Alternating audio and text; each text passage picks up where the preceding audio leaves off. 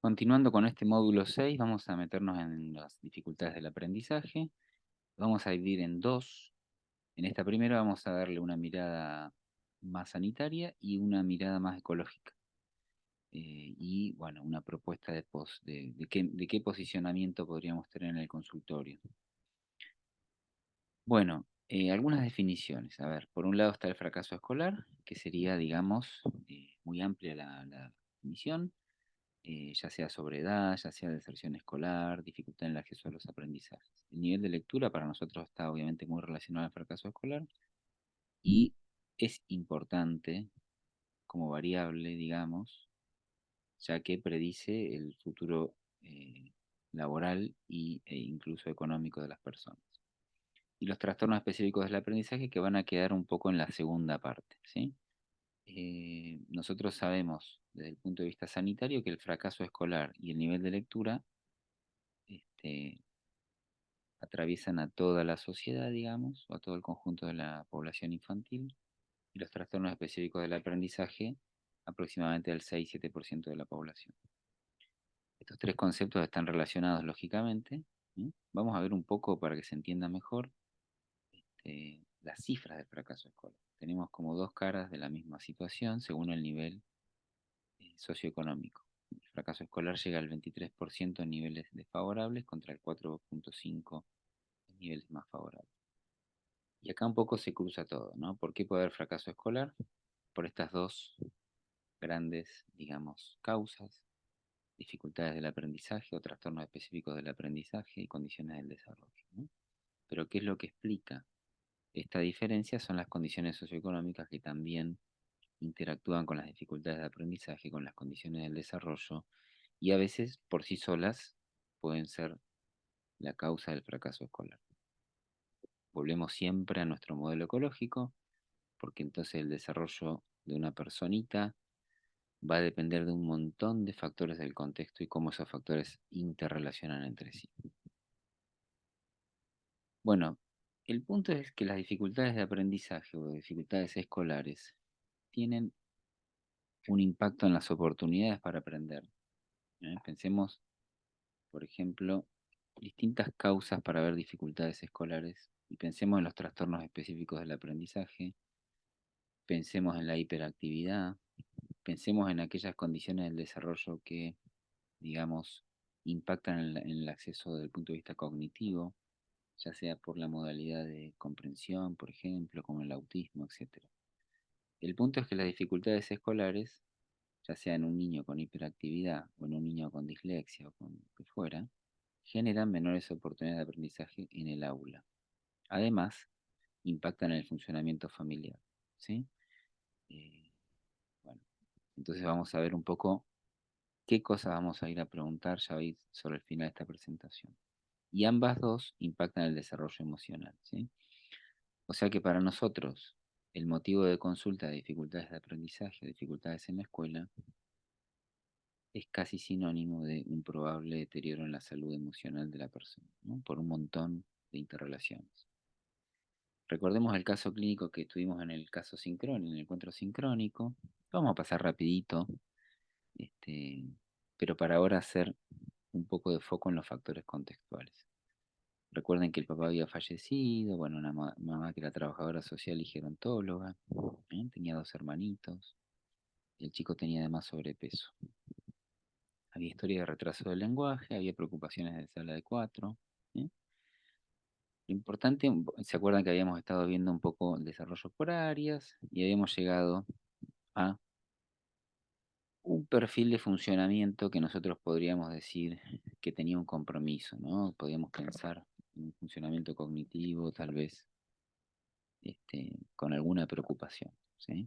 Esa era un poco la conclusión de la parte más técnica, digamos, de la evaluación que habíamos tenido con él, ¿no?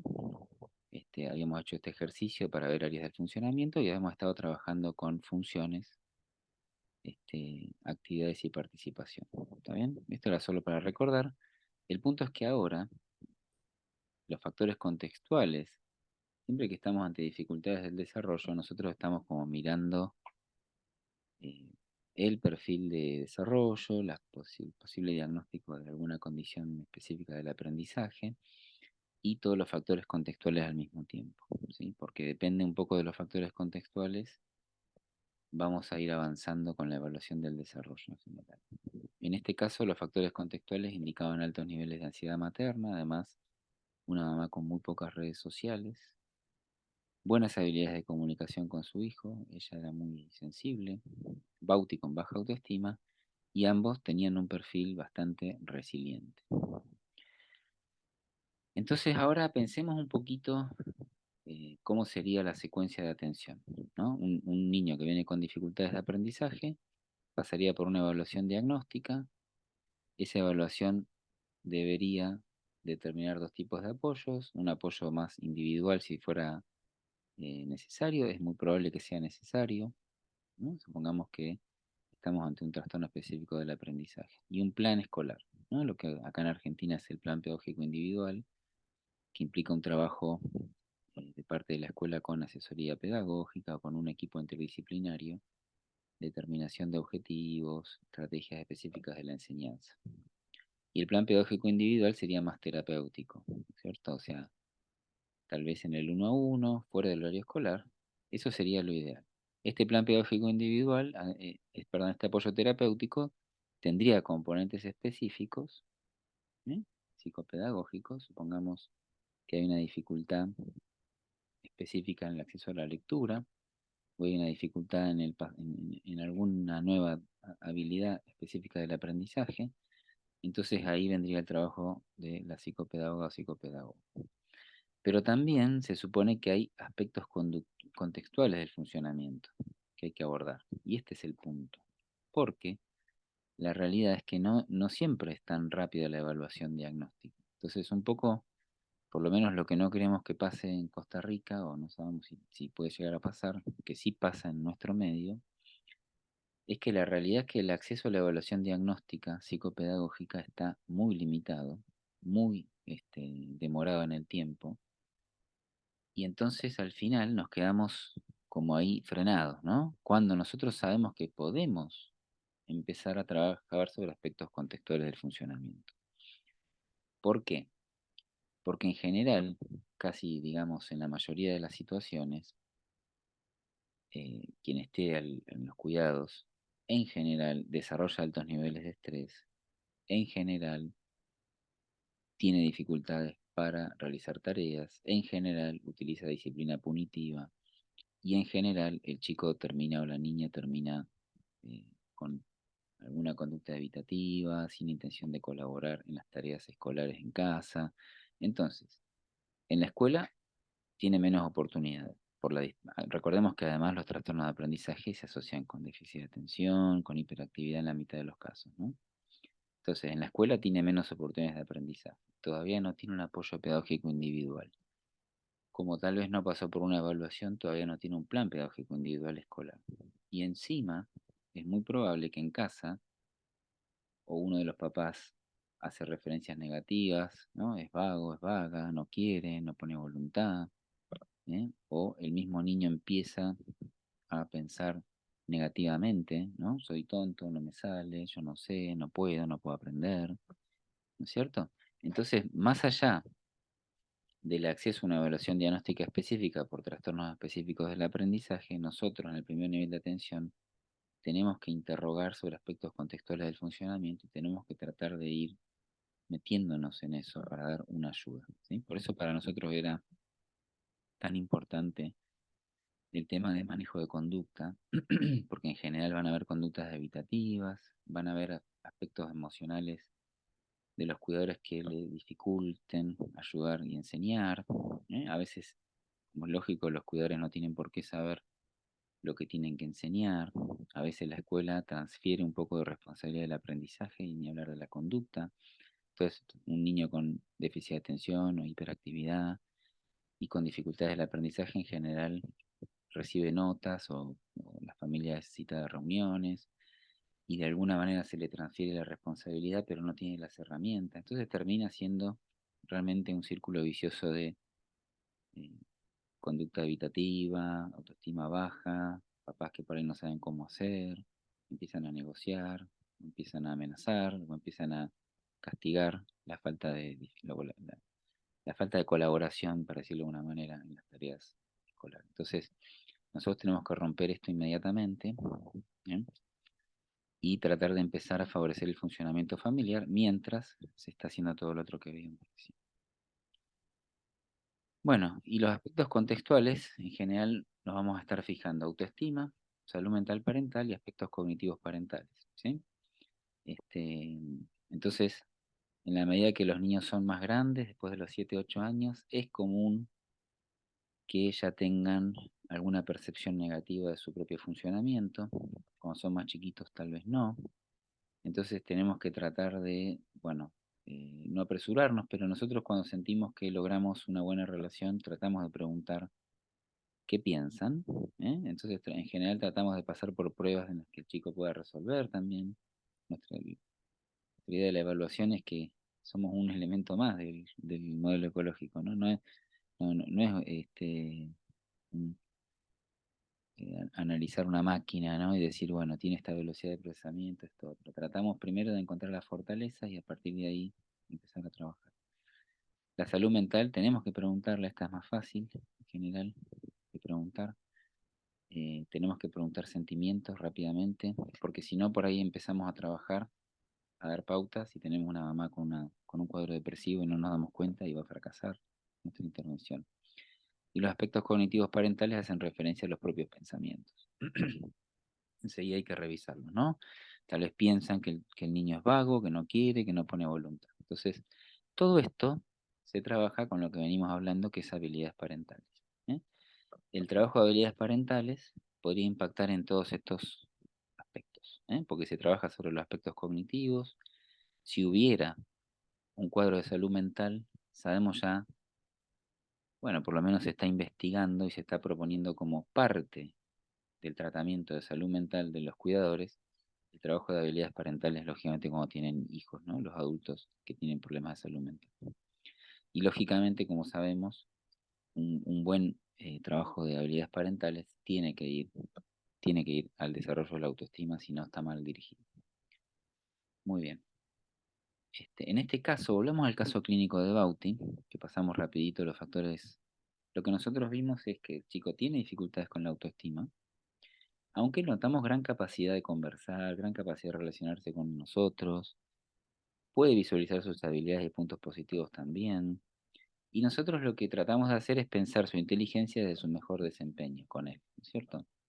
Su mejor desempeño, no sé si recuerdan que era un poco la cocina, él era cocinero, autodidacta, digamos, y realmente era muy interesante cómo él ahí se manejaba y cómo recordaba y aprendía y incorporaba conceptos, etcétera. Por ejemplo, de matemática, ¿no? Para poder seguir recetas. Y respecto a la salud mental y aspectos cognitivos, la mamá tenía signos de ansiedad, ¿eh? Pero también podía relacionarse de manera muy adecuada, ¿eh? Nosotros ahí tratamos de ver de qué manera hablan los papás, si se muestran colaboradores con las preguntas, si amplían información, y si cuando hablan tienen una mirada positiva o no de su hijo.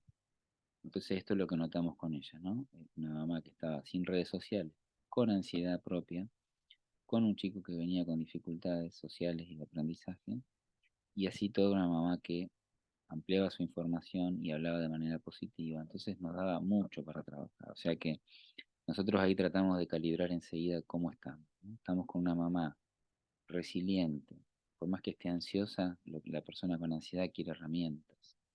Este, y bueno, con todas sus fortalezas de ambos se puede trabajar muy bien, ¿no? Ya desde la propia evaluación puede ser, digamos, un acto terapéutico, ¿no? Ahora, eso va a depender de las miradas. Y acá está un poco el eje de esta primera parte. Nosotros podemos, y es correcto decir que el funcionamiento de impresión ha descendido. Teníamos Vineland, teníamos Cavit, teníamos un funcionamiento pedagógico por debajo de su edad cronológica. Podemos pensar en posibles trastornos de aprendizaje. Recuerden que él venía con un trastorno de lenguaje, con dificultades lingüísticas. Podemos pensar en dislexia.